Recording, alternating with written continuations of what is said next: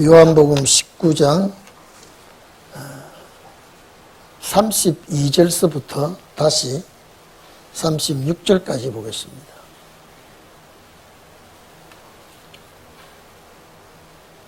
다 찾았으면 우리 합독하겠습니다. 시작. 군병들이 가서 예수와 함께 못 박힌 첫째 사람과 또 그 다른 사람의 다리를 끊고 예수께 이르러는 이미 죽은 것을 보고 다리를 끊지 아니하고 그 중에 한 군병이 창으로 옆구리를 찌르니 곧 피와 물이 나오더라. 이를 본 자가 증거하였으니 그 증거가 참이라. 저가 자기의 말하는 것이 참인 줄 알고 너희로 믿게 하려 함이니라. 이 일이 이룬 것은 그 뼈가 하나도 꺾이우지 아니하리라 한 성경을 응하게 하려 함이라. 아멘. 이제 주님의 장례가 시작되는 이런 광경인데,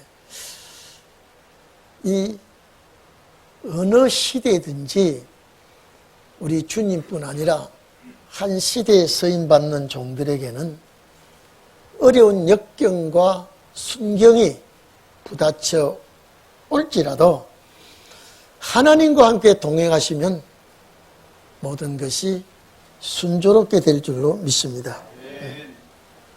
여러분 봐보십시오. 예수님이 중심에 서 있고 좌우편에 강도가 함께 못을 박혀 죽음을 맞이하게 됩니다. 그런데 안식일 앞에 예비일이라 그러면 금요일이죠. 안식일은 토요일이니까. 그 안식일에 시신을 매달아 둘 수가 없기 때문에 그 전날 그 시신을 치우기 위해서 죽지 않은 사람을 생다리를 꺾어가지고 죽입니다. 여러분, 이건 참 처참한 일 아닙니까? 어떻게 해서라도 내일이 안식일이고 또 큰 절개가 있기 때문에 십자가에 못 박아 놓고 안 죽으면 강제로 죽여서 그날 장례를 치르도록 그렇게 하게끔 되어 있습니다. 제가 지난번에 말씀드렸죠. 신명기 21장 22절에 보면 사람을 죽여 나무에 달 때에 그 시체를 밤새도록 두지 말고 당일에 장례를 치르도록 하라. 이렇게 기록이 되어 있습니다. 그런데 이제 이 사람들이 구약 7기 또 안식일 문제를 앞에 놓고 이제 강제로 못을 박아놓고 두 강도를 다리를 꺾어서 죽입니다. 참 이런 비참한 일들이 이 죄악 세상에서 벌어지고 있습니다. 그런데 예수님도 이제 안 돌아가셨으면 다리를 꺾어야 될 판인데 여기 보니까 이미 죽었더라 그랬습니다. 근데 30절에 보면요, 이미 예수님은 미리 운명을 하셨습니다. 운명을 했기 때문에 다리를 꺾을 필요가 없다. 꺾을 필요가 없다. 그래서 우리 34절에 뭐라고 그리 되겠습니까? 34절에 군병이 창으로 옆구리를 찔렀다 그랬죠. 그러니까 이미 피와 물이 나왔다. 그래서 오늘 여기에 예수님께서 참 처참하게 죽음을 맞이했다고 하는 것은 우리는 성경이 응하는 것을 믿고 알기 때문에 가슴이 덜 아프죠. 그 당시에 사람들은 이건 청천벽력 같은 일이 벌어지고 있다는 것은 정말로 낙심천만이요 좌절 이루 말할 것도 없습니다. 하늘과 땅이 딱 들어붙는 그런 기분이 오늘 이 장면을 목격한 사람들에게 일어나고 있을 것입니다. 그런데 예수님의, 여러분요, 시신이지만은 예수님의 뼈를 꺾지 아니한다고 하는 시편 34편 20절에 뼈를 보호하여 하시며 그 중에 하나도 꺾이지 아니한다. 이미 이 말씀이 예수님에게 응하게 되었습니다. 이미 예수님은 다리를 꺾이지 않도록 이미 시편에 예언이 되어 있습니다. 모든 것이 하나님의 뜻과 섭리를 벗어날 수는 없게 되어 있기 때문에, 그래서 주님은 다리를 꺾지 아니하시고 또 그 사전에 미리 운명했다. 그래서 옆구리에 창을 찔렀을 때에 피와 물이 나왔다. 이거는 죽었을 때의 증상이 그렇게 된다 그래요. 그런데 여러분 생각해 봐 보십시오. 얼마나 악랄한 이 죄악 세상이라야 그냥 죽이는 것도 죽이지만 다리를 꺾어서 죽이고, 예수님 다리는 꺾어야 되는데 보니까 이미 죽었으니까 뭐 꺾을 필요가 없다. 그래도 확인차에 창으로 옆구리를 찔렀다. 그러니까 그 창 찔린 자리에 피와 물이 나왔다. 제가 전에도 많이 사복음서를 가르치면서 이 말씀을 많이 했습니다. 죄 짓는 요소마다 피를 안 쏟은 곳이 없습니다. 우리 손으로 우리가 잘못했을 때에 손으로 짓는 죄를 주님께서 사해 주시기 위하여 양손에 못을 박았다. 피를 흘려서 죄를 사는 이런 역사를 하셨다. 우리 발로 가서 발로 짓는 죄 때문에 양발에 못을 박을 때 피를 쏟게 되었다. 그리고 우리 마음으로 생각으로 머리로 짓는 죄를 주님은 그 독가시를 엮어서 머리에 쓰고 그 머리에 그 피를 흘려서 우리 머리로 짓는 죄를 주님은 또 담당하셨다. 마음으로 우리가 짓는 죄를 주님이 사죄하시기 위해서 창으로 옆구리를 찔러서 피를 나오게 했다. 죄 지을 수 있는 죄가 있는 곳 요소마다 주님은 피를 다 흘렸습니다. 그리고 제가 이 말씀을 또 안 할 수가 없습니다. 왜 주님의 십자가는 수평은 하늘에서 이 역사가 내려왔다, 지상으로 내려오는 역사고, 수직은 하늘에서 내려오는 그 역사를 상징하는 것이고, 이 수평은 아담 때부터 세상 주님 심판하실 때까지 모든 죄를 동일선상에 얹어놓고 사해 주시는 그 형틀이 십자가 형틀이다. 제가 전에도 말씀한 것 같죠? 예? 십자가는 수직과 수평은 그런 뜻을 가지고 있었지만은 우리가 그 뜻을 알고 있습니다만은 그 당시에 모든 사람들은 전혀 알지 못하고 왜 주님은 그렇게 피를 쏟아야 되는가? 왜 주님은 옷을 다 벗겨서 죽어야 되는가? 죄는 부끄러움입니다. 죄는 부끄러움을 우리 주님은 한 몸에 다 지시고 이렇게 모든 것을 다 이루었다라고 하는 것은 구약에 예언한 모든 말씀이 다 이루었다. 그리고 구속하시는 구속사가 이제 다 이루어졌다고 하시면서 주님이 운명하셨죠. 제가 지난번에도 말씀드렸지만은 우리 손에 가시만 들어와도요 아주 방방 뛰고 야단인데 그 대못을 박히고 그 가시로 엮은 독가시를 머리에 피를 쏟아가면서 그 정신이 얼마나, 우리는 아마 정신이 혼미해지고 행설수설 뭐 이런저런 말 못하는 소리들을 많이 할지 모릅니다. 그런데 주님은 오히려 더 또렷하게 모든 십자가상에서 하실 말씀 다 하시고 운명하신 것은 정말로 이거는 주님의 그 놀라운 역사가 아니면 감히 그 누구도 이 상상이 안 되는 것입니다. 할 수도 없고요.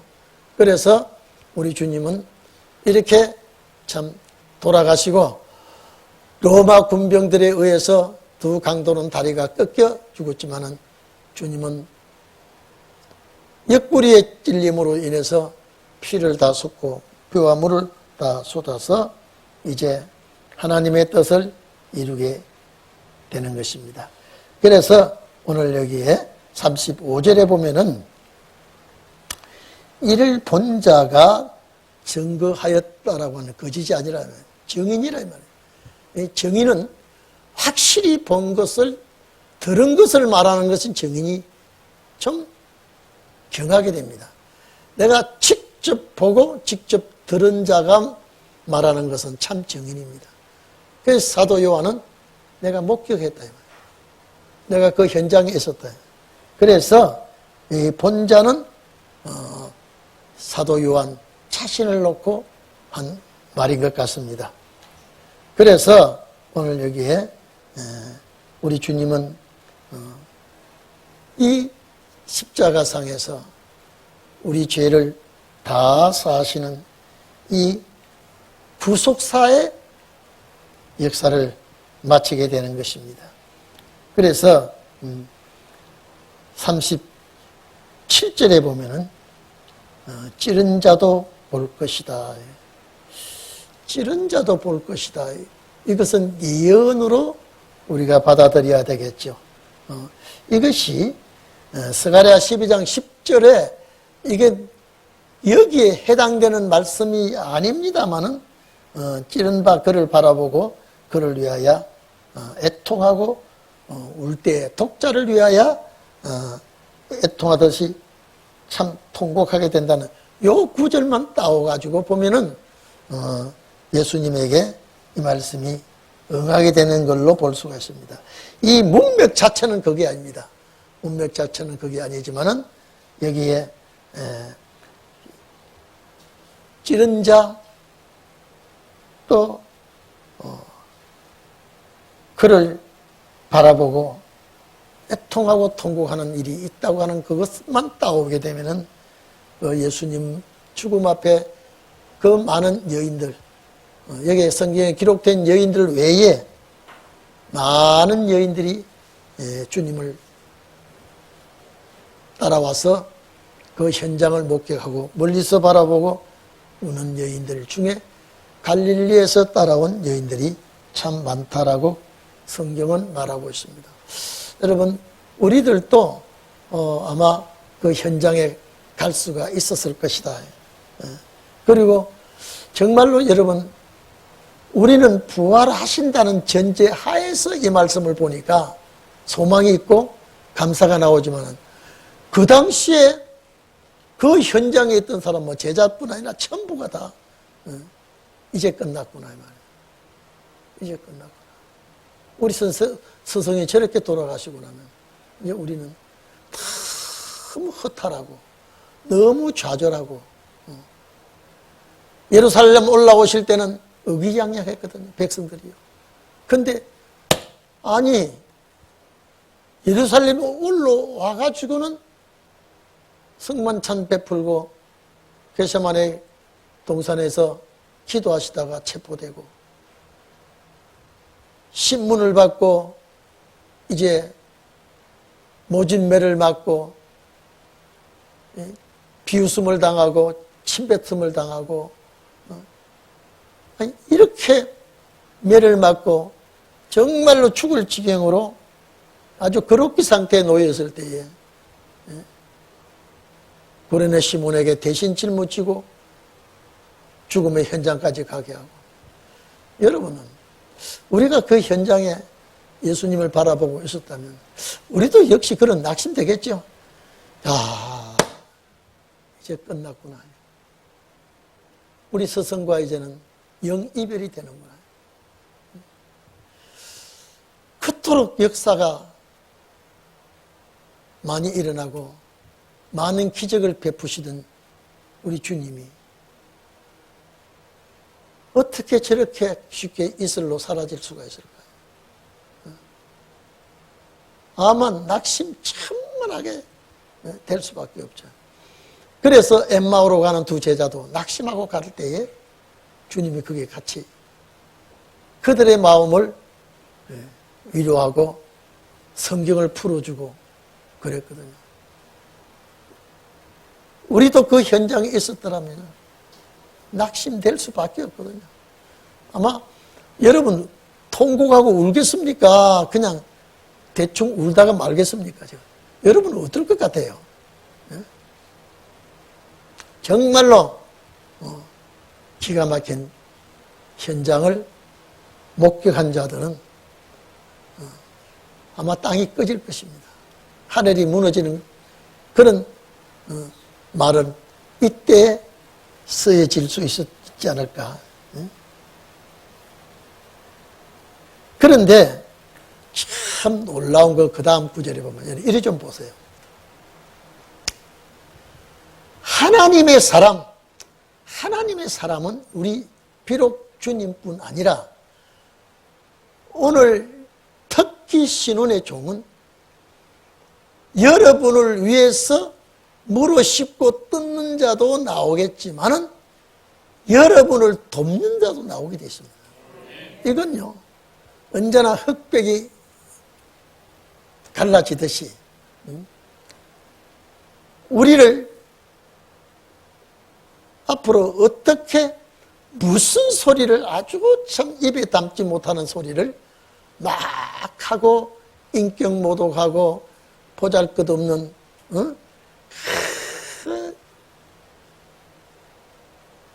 저주의 소리를 하고 그러는 반면에 진짜 정말로 내 편에 서서 도움을 주고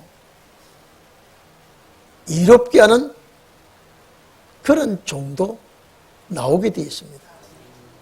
오늘 여러분들도 나는 모르는데 이미 나를 돕는 자가 준비되어 있고요. 나는 알지 못하지만은 그 누군가가 나를 위해서 수고하는 자가 있다고 하는 건 여기에서 우리가 느낄 수가 있습니다. 여기 35절 보면 이를 본 자가 증거하였으니 사도 요한이죠. 사도 요한을 자기가 이름을 쓰지 않지만은 본 자가 사도 요한입니다. 그 증거가 참이라. 절대 이거는 거짓이 아니라 주님의 십자가 죽음과 그 당하는 그 현장에서 일어나는 사건들을 생생하게 말하고 있습니다. 참이라 이 말이죠. 이것을 말하는 것은 듣는 자가 믿도록 하기 위해서다. 믿도록 하기 위해서다.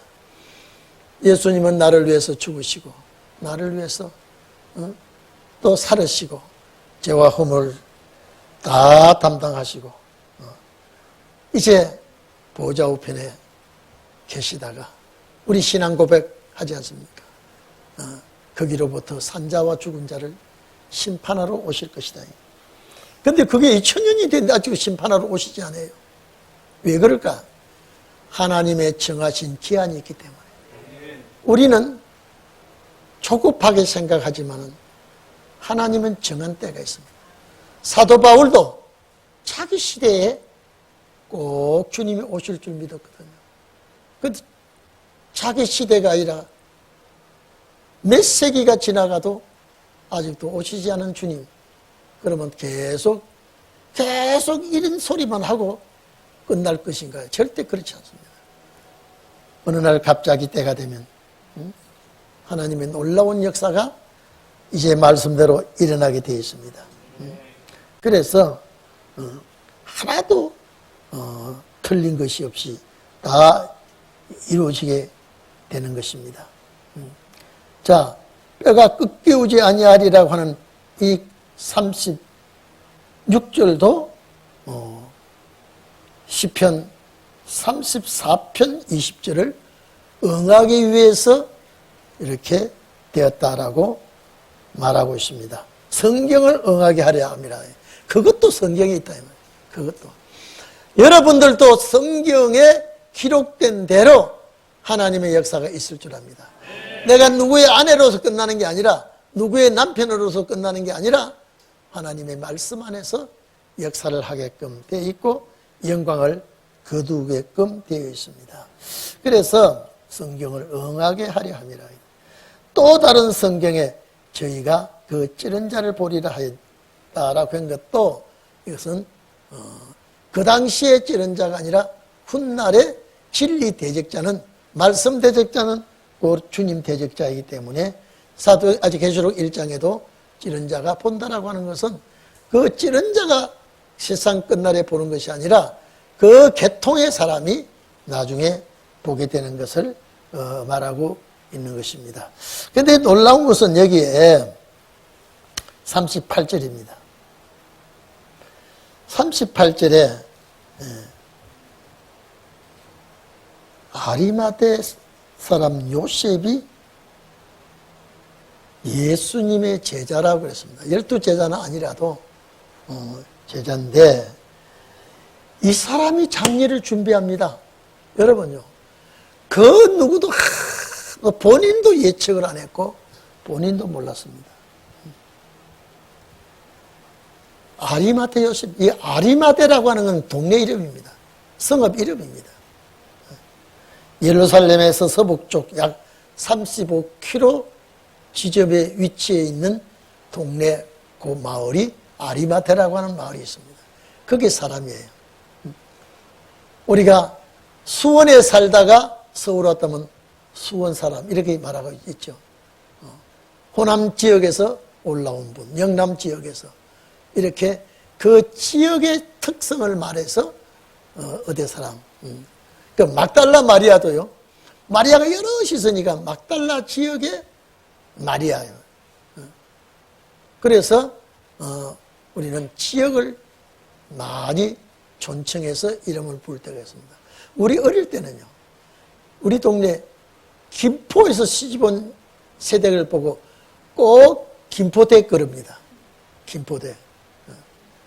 그리고 수원서 온 분을 수원댁 이렇게 합니다. 수원댁 어디 있노? 예, 여기 있어요. 그러면요, 그 사람 이름이 수원댁이에요. 아리마대 요셉은 아리마대 사람이에요. 요셉이라는 이름이 많으니까 아리마대 요셉인데, 마태복음 27장 57절에는 아리마대는 부자라 그랬습니다. 부자 요셉이를. 자, 마가복음 15장 42절에는 아리마대 요셉은 존귀한 자요 공회원이다요. 그리고 하나님 나라를 사모하는 자다 그랬습니다. 여러분, 자, 이리 좀 보세요. 산에 들인 공회원, 예루살렘 업무를 담당하고 행정의 이 모든 회의를 하고 직무를 하는 그 산에 들인 공회원이 71명입니다. 71명 중에 아리마대 요셉이 거기 들어있고요. 아리마대 요셉이. 그 다음에 니고데모도 들어있습니다. 요한복음 3장 1, 2절에 보면 유대인의 관원이요 공회원이라고, 이분도 그렇다면은 사내들인 공회원 중에 한 사람이라. 그런데 예수님에게 질문이 하고 싶은데 낮에는 오지 못하고 밤에 몰래 예수님께 와서 거듭나는 문제를 배우고 해결하고 간 사람이 니고데모지요. 그러니까 여러분 봐보십시오.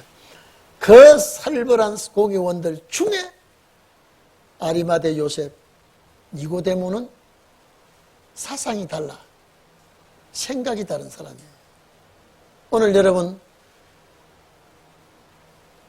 직위가 높든 낮든 간에 신혼의 말씀의 사상이 들어와 있는 사람은 누구나 우리 편이 됩니다. 누구나 이 말씀이 여러분요. 그래서 절대 이 말씀을 받아들이지 않은 사람은 어둠 쪽이지만은 이 말씀을 받아들인 자는 빛 쪽인데 어정쩡한 사람이 있습니다. 빛 쪽에도 섰다가 어둠 쪽에도 섰다가. 그래서 갈라디아 1장에 보면 사도 바울이 어리석도다 갈라디아 사람들하고, 왜냐하면 율법교회 갈 때는 율법이 옳고 바울의 설교를 들을 때 바울 말이 옳고, 참 어리석도다. 참 갈라디아 사람들이 양다리를 짚을 때에 바울이 그렇게 책망을 했습니다.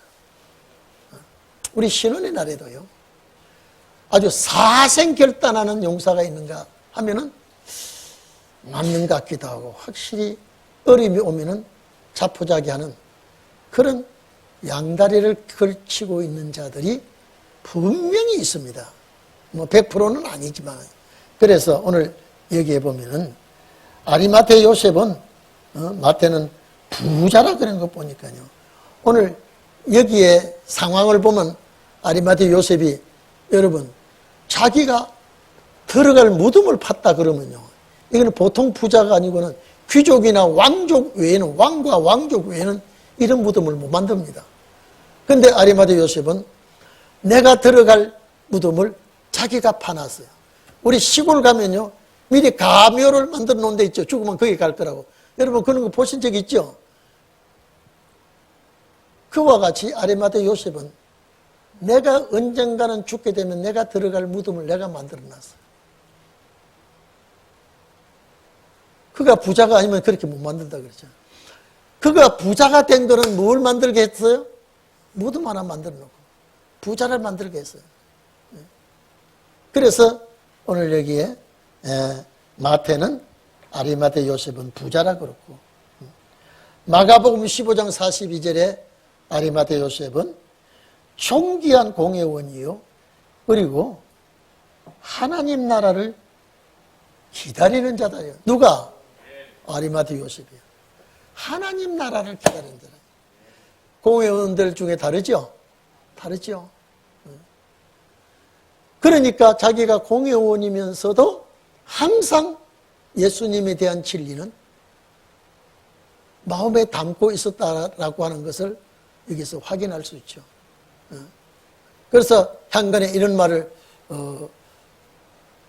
들려주고 있는데, 공회원 71명 중에 예수님의 이 사형 집행에 대해서 공회원들이 투표를 할 때에 한쪽 함은 가결함, 한쪽 함은 부결함, 딱 결놓고 전부 다 공회원들 보고 있는데, 아리마테 요셉 이 사람은 가표를 던지지 않고 부표를 던지니까요. 바로 그거는 눈에 찍히게 돼 있고, 이것은 우리 속에 들어있는 간첩 아리마테 요셉은 예수님의 첩자가 아닌가 말이에요. 바로 체포될 수 있거든요. 그런데 참 아리마테 요셉은 뭘 기다리는 자라? 하나님 나라를 기다리는 자예요. 공의원들과는 전혀 다르다. 그러니까 한번 봐보십시오. 예수님의 동생들은 예수님 사상하고 맞지 않으니까 장례를 치르러 나오지 않은데, 아리마테 요셉은 참 하나님이 장례를 준비한 아리마테 요셉. 그래서 이사야 53장 보면 부자의 무덤에 장사될 것까지 예언이 되어 있죠. 이사야 53장 부자의 무덤은 이름이 없지만 신약에 와보니까 누구예요? 아리마테 요셉이었다. 하나님 나라를 기다리는 공의원이래요. 참, 여러분, 이런 남편을 모시고 살면 내 마음이 흡족할 것 같다, 아닐 것 같다. 여러분, 여자분들만 대답해. 남자는 가만히 입 다물고 여자들만 쳐다보세요. 뭐라고 하는가 들어보세요. 아리마대 요셉 같은 분하고 살면 최고의 행복하다. 아멘 하면은 원하는 것이고, 가만히 있는 사람은 양다리 걸친 사람이고, 아니라고 하는 사람은 이거는 어둠의 사람. 자, 시작. 남자분들 다 봤어요? 하나님 나라를 사모하는 사람. 그러니까 제가 언젠가는 한 20, 30년 됐나 모르겠어요. 설교할 때 예수님의 어머니 마리아는 처녀의 몸으로서 첫째 남자를 알지 못한 몸으로서 태를 빌려줘서 예수님을 출생하게 했고, 아리마대 요셉은 자기가 돌로, 이거는요 절대 매매도 할 수 없는 무덤이요 양보도 안 되는 무덤이에요. 딱 만들어 놓고 예수님께 빌려주는데, 결국 예수님께 빌려준 그 무덤에 아리마대 요셉이 장례됐을까요? 안 됐을까요? 됩니다. 그렇게 빌려드렸는데 오늘 우리는 무엇을 빌려드릴 게 있나 없나 한번 살펴보세요. 오늘 나는 무엇을 빌려드려야 될까? 정말로 참 놀라운 일입니다. 자, 한번 본문 봅시다. 자, 아리마대 요셉에 아셨죠, 이제? 38절에. 아리마대 사람 요셉이 예수의 제자나 유대인들이 두려워하여 의니하더니, 여기에 의니는요, 자, 대단히 두려워서, 이 단어가 크랩토라고 하는데 감추다, 숨다라는 뜻입니다. 자기가 위협을 무릅쓰고 의니하다라고 하는 말은 자신을 자, 크랩토라고 하는 이 단어가 감추다, 숨다, 이래 피하다 이런 뜻인데, 공회원으로서 참 의로운 요셉이 예수님의 장례를 치르기 위해서는 대단히 위협을 느끼고 상당히 불안한 처지에 놓인 사람이 빌라도에게 매장 허가를 받습니다. 여러분, 멋지지 않습니까? 우리 장로님들 아리마대 요셉 닮기를 바랍니다. 장로님뿐 아니라 여러분들 다 아리마대 요셉 같은 분 되기를 바랍니다. 위험한데 왜? 이미 공회원들 중에 발각이 되어 있죠. 이미 바로 체포될 수 있습니다. 그런데도 실제 예수님의 동생들이 나타나야 되는데도 동생들은 그림자도 나타나지 않으니까 이 아리마대 요셉이 빌라도에게 가서 매장 허가를 받습니다. 우리 할 수 있을까요? 군사님들, 이런 용기가 있을까요? 없을까요?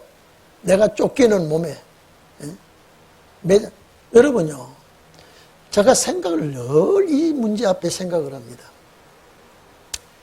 십자가가요, 굉장히 커요. 무거워요. 근데 장례를 치른다고 하면 십자가를 누워야 돼요. 예? 그렇죠? 자, 이렇게 십자가 가장자리에 말뚝 옆에 넘어지지 않도록 그 돌도 받고 말뚝 옆에 단단하게 이 십자가를 세우기 위해서 했는데, 그냥 소나무 베어 높이듯이 꽝 이렇게 하지는 않을 거라면, 그 십자가를 누이려면 상당히 노력이 필요하고 시간이 요구가 될 거예요. 그리고 참 훌륭하다. 나는 어쩌면 아리마대 요셉같이 용기 있는 목사가 될 거예요. 예? 우리 권사님들, 집사님들 그런 마음 생각 안 납니까? 나는 어쩌면 이렇게 용기 있는 장로가 되고 권사가 되고 집사가 될 거예요. 지금 어떻게 해요? 은히 하던 일에 위급하고 당황한 그런 위치에서 십자가를 누려야 되고요. 그리고 못을 뽑아야 됩니다. 손으로 뽑을 수가 없습니다. 내가 쫓기는 몸이에요. 우리 박 집사님 용기, 우리 권사님들은 그 누가 하나 뽑겠다 그러면 막 연장도 갖다 주고 심부름하고 욕을 하고 막 죽이고 막 이렇게 험한 소리 하는데 그 옆에서 십자가에 누워있는데 거들고 못을 뽑는데 거들고 연장 가져오는데 도와주고 우리 여종들이 할 수 있다 없다? 참 조용하네요. 그걸 다 뽑아야 되고요. 뽑아야 돼요. 참 이걸 보면요. 멋진 남자다. 여러분 남편이 이런 남편이 되면 참 최고의 영광이죠. 아멘도 크게 못하네. 이 상황을 여러분 생각해 보십시오. 그런데 돕지도 못하고 여인들은 바라만 보고 울고 있습니다. 마음이 얼마나 급하겠습니까? 그 자기 스승의 시친을 못을 다 뽑고 원래는요 피를 다 닦아야 돼요. 피를 닦아야 돼요. 피를 닦을 겨를이 없습니다. 이때 누가 왔냐? 이때에 니고데모가 옵니다. 참 공회원들이 눈이 무서워서 밤에 찾아왔던 니고데모가 아디마테 요셉을 도운 자입니다. 여러분 정말로 여러분은 이런 희생적인 종들이 되기를 바랍니다. 어쨌든 간에 주님을 위해서 내가 욕을 먹고 매를 맞고 내가 대신 죽는 한이 있더라도 이거는 내가 피하지 않겠다는 거예요. 그런데 이 니고데모도 돈을 좀 버는 사람 같아요. 왜냐? 여기 뭘 가져왔습니까? 니고데모가. 자, 침량과 몰약 섞은 것 100건쯤. 여러분요, 이 니고데모가 가져온 침량은요, 몰약은, 여러분 이리 좀 보세요. 저도 몰약은 보지도 않는데 몰약은 시신에다가 방부제 역할하는, 부패되지 않도록 하는 약이 몰약입니다. 동방박사들이 가져온 황금과 유황 몰약 가져왔죠. 이미 동방박사는 몰랐지만은 목적은 주님의 장례 목적을 가져온 것 같습니다. 그 몰약은 시신에 위험할 때 방부제로 사용하는 거예요. 그러니까 유대인들은요, 이 몰약은요, 속에 내장은 다 빼버리고 이 속에다 몰약을 착 띄어두고 시신을 섞지 않도록 방부제 역할을 하는 유대인의 장례법이 그렇는데, 여기는 예수님에게 그렇게는 하지 못해도 몰약, 예수님의 시신에 바르기 위해서 몰약하고, 침량은요, 침량 있죠? 침량 우리가 보지는 못했습니다만은 침량을 찾아보면 이거는 향료입니다. 이 방부제 역할을 하는 것이 뭐예요? 몰약이라면, 침향은 냄새를 제거하게 하는, 냄새가 나지 않은,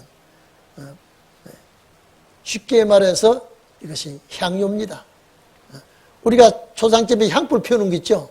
그거는 원칙은 냄새 방지하는 역할을 하는데, 요 침향은 향료, 냄새를 방지하는 이런 침향입니다.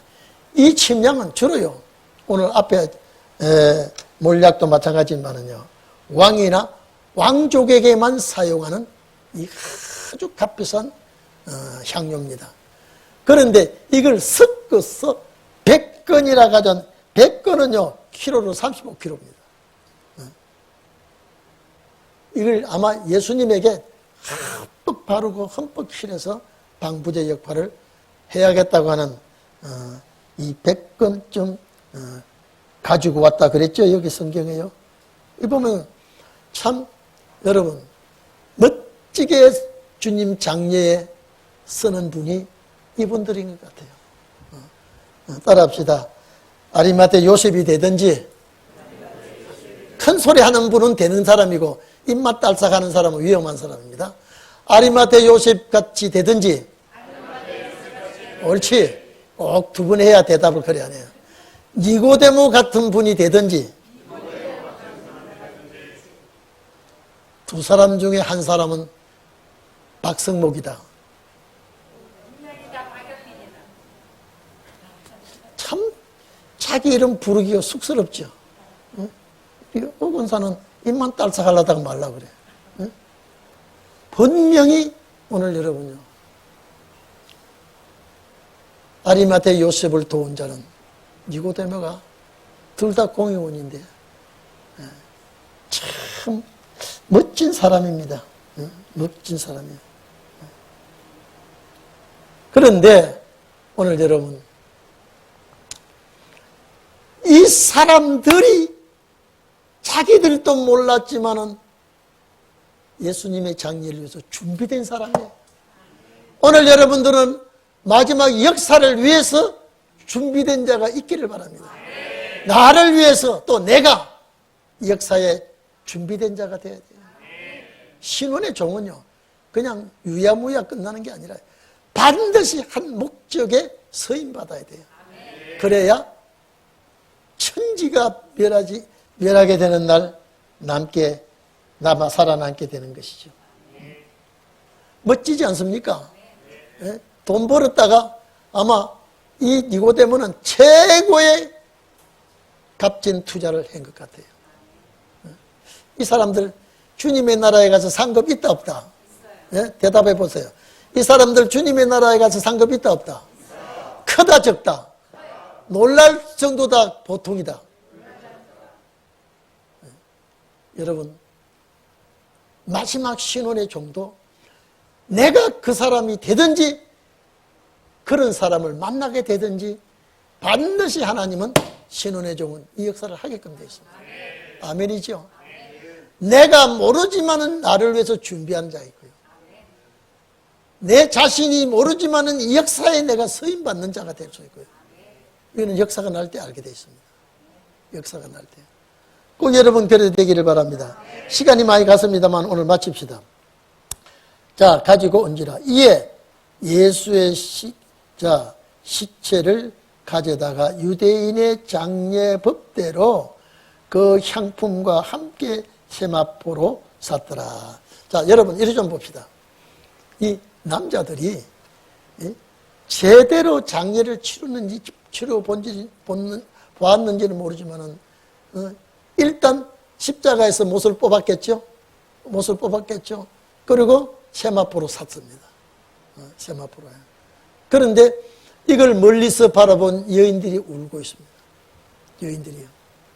그래서 장례가 좀 어딘지 모르게 어수룩하니까 어딘지 모르게 좀 섭섭한 곳이 있으니까 여인들이 향품을 사가지고 또 가잖아요. 왜?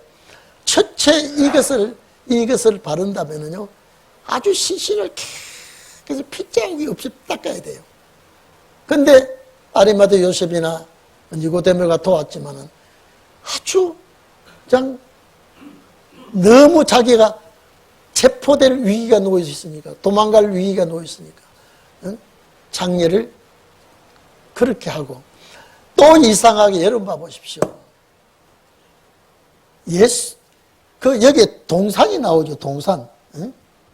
동산은 케포스라고, 원어는 케포스라고 되어 있는데 정원, 또 뜰 이런 단어가 뜻이 되어 있는데 아마 거기는 이 아리마대 요셉이 자기 무덤을 아마 대리석 무덤을 다시 말해 돌 무덤을 파놓은데 여기가 아주 정리가 잘 되어 있는 동산인 것 같아요. 아마 개인 동산인지 어떤 가족 동산인지 몰라도 여기다가 딱 무덤을 만들어놨어요. 저 심리 바깥에 아리마대 요셉이 내가 들어갈 무덤을 만들었다면 이건 안 돼요. 왜? 저녁 6시가 넘어가면 그 다음 안식일이 되면요. 열질 손을 못 댑니다. 그러니까 봐보십시오. 첫째 급한 사건이 두 가지가 나오는데 첫째 뭐냐. 나를 잡아러 오는 사람이 있기 때문에 빨리 장례 치러 가야 되고 또 한 가지는요. 시간이 쫓겼는데 조금 있으면 저녁 시간 되면은 그 다음날 안식일이 되니까 얼마나 이분들이 바빴겠습니까? 마음이. 예? 그래서 장례를 아리마대 요셉이 판 그 돌무덤에 예수님의 시신을 누이놓습니다. 누이놓습니다. 여러분 상상을 해보십시오. 나를 잡아러 오는 이 악당들의 무리가 쫓아온다는 것. 또 하나는 시간이 멈춰지지 않습니다. 안식일이 또 대축제 6월절 축제가 내일인데 시간을 다투는데 어쩌면 아리마대 요셉이 판 무덤이 장례 치르자마자 안식일이 돌아오는 그런 장소가 준비되어 있을까? 예? 너무 멀어도 안 되죠. 얼마나 하나님께서 정교하고 확실한 준비를 해놨을까요? 오늘 신혼의 종들도 정말로 하나님이 준비하는 종들이 있기를 바랍니다. 역사할 종이 있기를 바랍니다. 그래서 예수님이 그 무덤에 장례가 됩니다. 다시 말해서 필려 서고 있었습니다. 예수의 십자가에 못 박히신 곳에 동산이 있고 그 동산에 아직 사람이 장례한 일이 없는 새 무덤이 있느니라. 아리마대 요셉이 파놨죠. 이게 예수님께 장례 지낼 무덤이라는 걸 아리마대 요셉이 생각했다 안 했다 하고 보니 여러분 봐보죠. 너무나 다급하죠. 어디다가 장례를 치러야 됩니까 이거요. 그 선뜻 내가 파놓은 이 무덤에 급히 볼 것도 없이 빨리 장례 치러야 안식일이 곧 닥치니까. 그래서 얼마나 급히 서둘렀을까요? 얼마나 급히 서둘렀을까요? 우리나라 말로 하면 염원 제대로 했을까요? 그래서 그 무덤에 예수님을 장례해 드렸습니다. 이날은 예비일이라 그랬죠. 금요일입니다. 얼마나 다급했을까요? 예? 얼마나 시간에 쫓겼을까요? 여러분, 예수님의 동생은 와서 돕기라도 했으면 되겠는데요. 여러분, 이리 좀 봅시다. 사상이 안 맞으면요, 이렇게 됩니다. 사상이 안 맞으면. 앞으로 신혼의 말씀과 사상이 안 맞으면요, 참 어렵게 됩니다. 이런 일을 우리가 오늘 보았습니다. 아리마대 요셉의 무덤, 예수님에게 빌려드릴 줄은 상상을 못했습니다. 따라합시다. 주여, 신혼의 날에 아리마대 요셉같이 쓰시옵소서. 니고데모와 같이 쓰시옵소서. 순종하겠습니다. 순종하겠습니다. 안 하네요? 네? 순종하겠습니다. 다 같이 통성 기도합시다. 하나님, 정말로 모든 것을 준비하시고 예비하시는 주님, 우리를 위해서 예비하는 종도 있고 우리가 예비할 수 있는 종이 되고 하나님의 역사가 정말로 놀랍고도 놀라운 기적의 역사를 우리는 보고 느끼고 행할 수 있게 해주시옵소서. 다 같이 통성 기도합시다.